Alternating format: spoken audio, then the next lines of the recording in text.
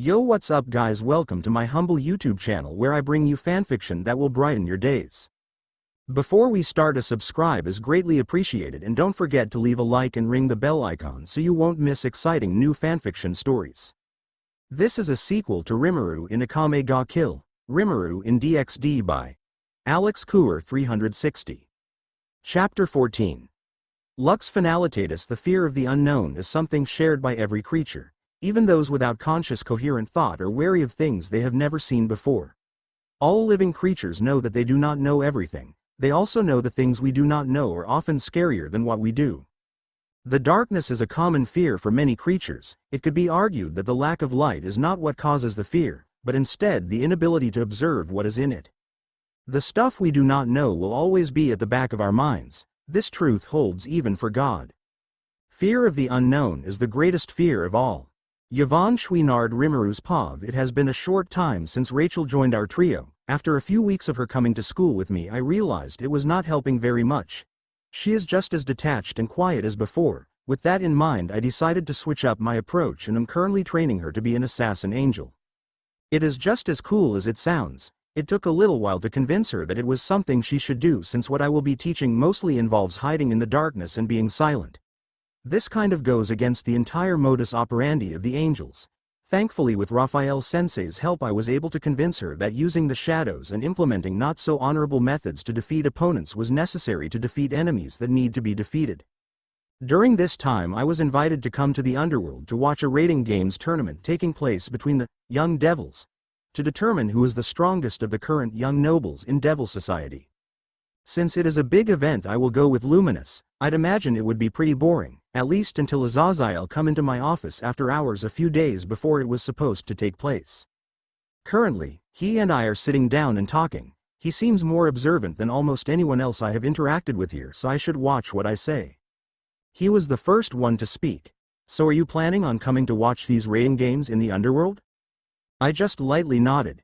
It would be rude for me to refuse the invitation I was sent. Is there anyone I should keep my eye on for a good match?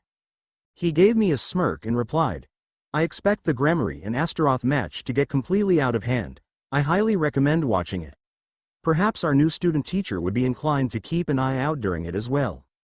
I see, so he knows something will happen at their match. It is not that unexpected, but I wonder why he wants Rachel to get involved. And why would you want that? Can I assume you wish to ask something else of me then? Sure, Rachel has gotten pretty good at killing since I started training. Even still, she just lacks the raw power to kill the stronger people in this world. TLDR, I am sure she could kill the rank and file, but I imagine whoever the commander is will be too powerful for her at the moment. She does only have 3 pairs of wings after all. Azazel replied with the same face as before. It seems you are quite protective of your little angel. I simply thought it might be good to give her the chance to have real experience. I have heard the basics of where you found her, and I think you may underestimate her. Angels were created by God to be his emissaries, but whatever happened to her has changed her, made her evolve towards her final shape. It is clear even from her energy that she holds some special type of holy power now. I listened to what he said carefully and relented. He is not wrong, so there is no problem with it. From the sounds of it, he doesn't necessarily want me to do anything, so I can watch to make sure nothing goes wrong. To be honest, it kind of seems like he wants to experiment on her. Coming from the angel that gave humans science against God's wishes, I guess it is to be expected he would be like that. I signed and responded. Ah, okay, fine. You make a good point, so I will send her to test the improvements she has made so far. With that out of the way, I will take my leave. I got up to leave, but he quickly interrupted me. Wait, there is one more important thing. He paused. I took a long sigh and motioned for him to continue. If you plan on recruiting more people, may I recommend ones with some bigger tits? I mean, that Luminous chick and the angel chick are beautiful, don't get me wrong, but wouldn't some big breasts be even better? I even have some recommendations here I wrote up for you. I would love to see some of the reclusive lasses come out into the limelight again. I immediately took a paper from my desk and smacked him over the head. I didn't realize he was a pervert too. I would expect something like that from Issei, but from him, it took me off guard. I quickly left to find Luminous waiting with the car outside. Once I got home, I got straight to training Rachel. Hopefully, I see some good fights. Rachel's Pav. Since joining Mr. Rimuru and his friends, I have learned many things. When they first freed me from a prison I had been in for years, I did not expect much. but I was greatly surprised. It is not an exaggeration to say they are the most intriguing people I have met since God created me. Mr. Rimuru is an incredibly powerful and wise assassin that has traveled to different worlds in hopes to return home. Mr. Veldora is his friend and is traveling with him.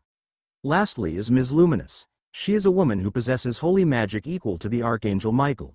It seems they all originate from the same world. One night Ms. Luminous told me the story about angels from their world. According to her, God there is dead, and now the angels mindlessly attack technologically developed civilizations. It seems like God is dead as a theme. Another time I learned that Mr. Veldora is the younger brother of the god from their world. I was truly shocked, but none of it showed. I wondered if I would bow to him, but his personality made it evident it was not what he wanted. The only time he broke his carefree attitude was one night when he came to speak to me after Mr. Rimuru's training. "Rachel, I thought you should know something. If you are hoping for God to miraculously be reborn, you are holding onto a lie.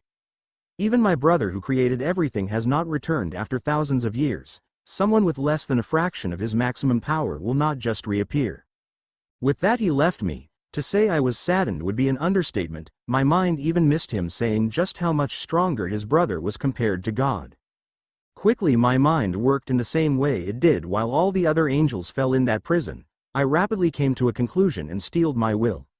My willpower is the only thing I have that is above average. It is all that kept me from falling from grace. There I decided that even if God will not reappear naturally, then I will plunge myself into the depths of hell to revive him. I will even go back in time and save him myself if it is needed. Power is what I seek now. Thankfully Mr. Rimuru is the best teacher I could hope for. Other angels would think it shameful to learn underhanded fighting methods like assassination. Contrary to them, Mr. Rimuru has enlightened me to the truth that honor is something for entertainment. Fights for the sport, when fighting to protect your purpose or something you care about, only an idiot would lower their chance of victory for honor. That is why I will bring God back to the land of the living, even if it is the last thing I do. Rimuru's POV. It is now the day of the rating game between Rias and the Astaroth guy. Interestingly enough, this is the same guy Issei came to talk to me about. It seems fate is not looking kindly on this particular two-faced devil. I sat in a VIP section with Luminous as we were ready for the game to start. Rachel should already be in position, so we just have to enjoy the show. I enjoyed some conversations we had about a variety of things while we waited for the start of the main event. When it was finally time for it to start, the contestants were teleported inside, or that was what was supposed to happen. It seems the trap has already been sprung. Hopefully, my pupil will be able to impress me. The end.